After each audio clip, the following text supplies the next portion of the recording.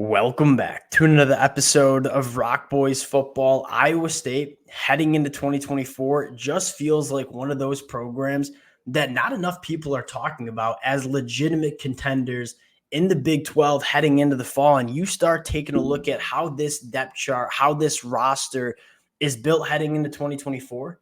This is exactly how Matt Campbell wants his Iowa State programs to look, where you have multiple guys going into year 4, year 5, within this Iowa State program. You return 85% of your production from 2023, an Iowa State team that really hit its stride towards the back half of the 2023 season. And I think most of all, you just start going through this depth chart, this roster, and say, you're checking a lot of boxes. There are not a lot of holes in this Iowa State team. I think the most intriguing conversation is not necessarily what the floor is for Iowa State. It's a relatively high floor. What's the ceiling for this Iowa State team? If everything comes together, how dangerous can this Iowa State team be in 2024?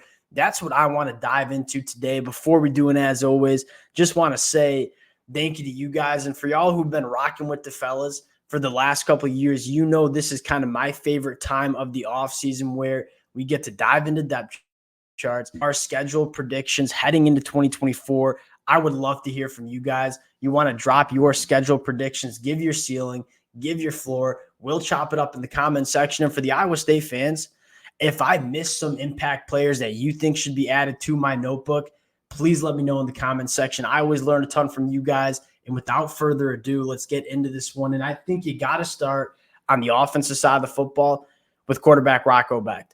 And this took pretty much everybody by surprise, I think, including Iowa State fans, where you go back 12 months ago, there was so much uncertainty around this Iowa State program with the gambling investigation. Obviously, Hunter Decker's not going to be the quarterback in 2023 like most of us expected. Rocco Becht comes in and was one of the better quarterbacks in the Big 12 in the 2023 year. You start diving into the numbers, you dive into the film and say, this is a quarterback that you could tell was just gaining confidence throughout the 2023 season, finished with over 3,100 yards, 23 touchdowns to only 8 interceptions. And you know, as I kind of dove into the numbers of Rocco Becht, watched some games back, this is a quarterback that can make some big-time throws. And I think what's most exciting for Iowa State is they didn't exactly take the leash off Rocco Becht that much in 2023 because he was a first-year starter. But you look at when he was targeting the football 20-plus yards down the field, completed 45% of his throws.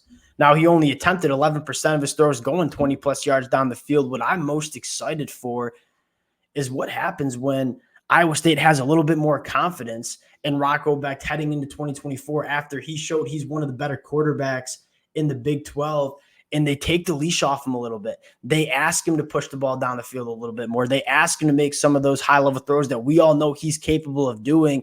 That's, in my mind, how this Iowa State team takes that jump heading into 2024. Now, you start taking a look at what's around Rocco Becht. Let's start with the rushing attack, which was not as good as we're used to seeing for Iowa State. That's another reason where I think Iowa State can take that step in 2024. They were outside of the top 90 in yards per carry.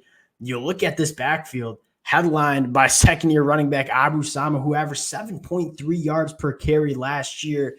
There is a lot of reason to believe that this Iowa State rushing attack is going to take a step in the right direction.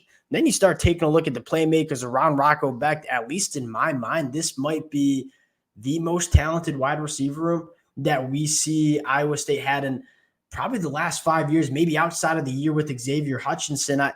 I look at Jalen Noel, who I have to give the Iowa State fans a massive shout out. This was 24 months ago, heading into 2022. You guys were shouting him out in the comment section going into his sophomore year. He's only gotten better and better going into his senior year. He's coming off a season where he just caught for 820 yards. And then you throw in Jaden Higgins, your playmaker at the wide receiver spot, a kid that averaged over 18.5 yards per reception in the 2023 year.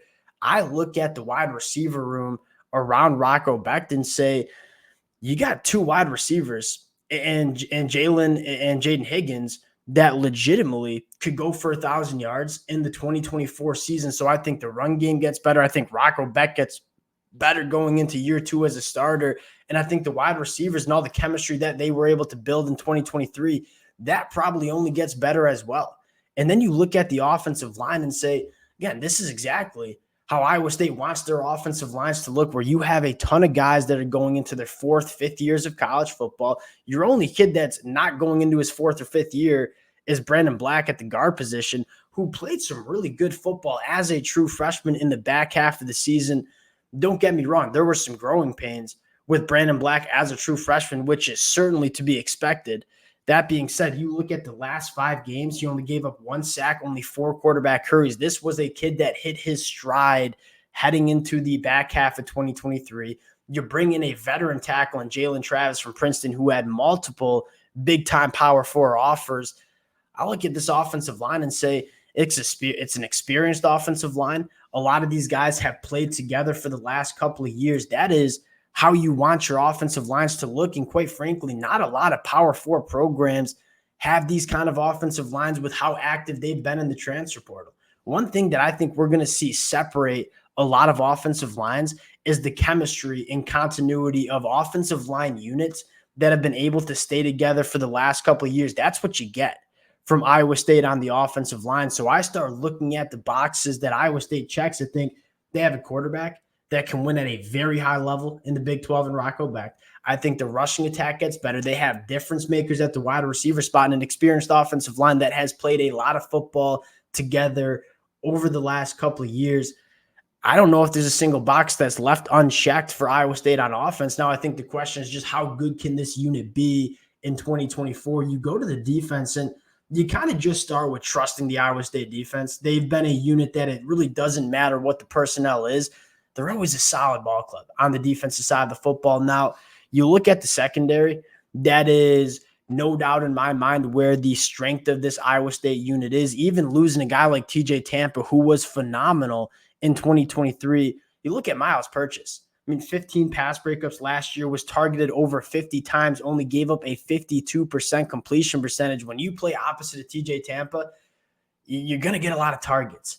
And Miles Purchase was really, really good. You look at Jeremiah Cooper, 10 pass breakups, 5 interceptions, a ball hawking safety that just always seems to find the football when it's in the air.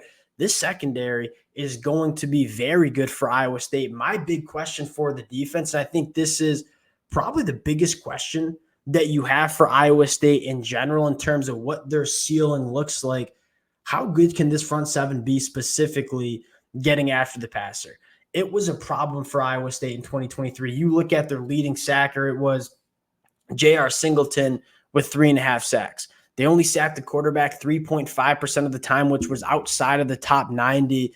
You look at when Iowa State has been their best on the defensive side of the football, it's when they've had those elite difference makers on the defensive line that can get after the quarterback, like someone like Will McDonald.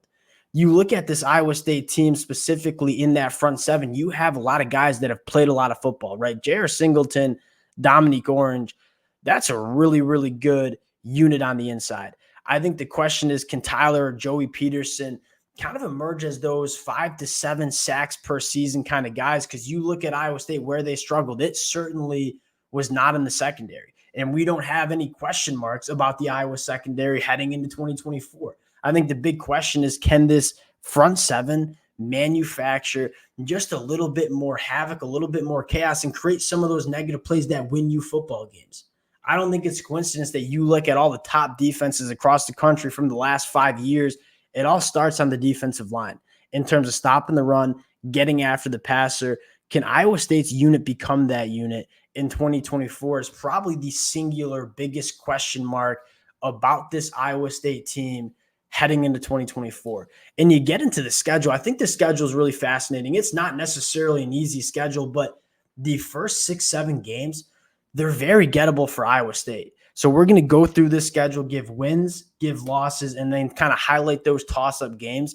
You start at home against North Dakota. If Iowa State's nearly as good as we think they're going to be, that's going to be a win. I have that Cy-Hawk game week 2 as being the biggest game on Iowa State's schedule, not only because it's a rivalry game, but you take a look at how this schedule plays out. If you can go on the road and beat Iowa, become that winning culture program that we're used to seeing Iowa State, you can get hot, right? Arkansas State should be a win. On the road at Houston should be a win. Baylor at home should be a win. If you can beat Iowa at Kinnick Stadium week 2, there's a very good chance that Iowa State starts 1, 2, 3, 4, 5, potentially 6-0 if you can go on the road to West Virginia and win that football game. That's probably closer to a toss-up game because I do like some of the aspects of West Virginia.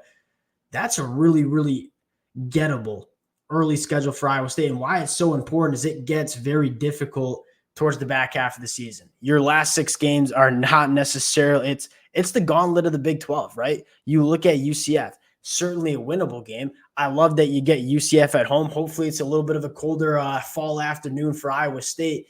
If you can win that game going into the bye, potentially be an undefeated or a one-loss team going into November, which again is certainly a possibility. I just am excited to see what Iowa State can do in the back half, because you look at how the Big 12 is made up. There's really no easy football games. I think the Big 12 is a very, very deep conference.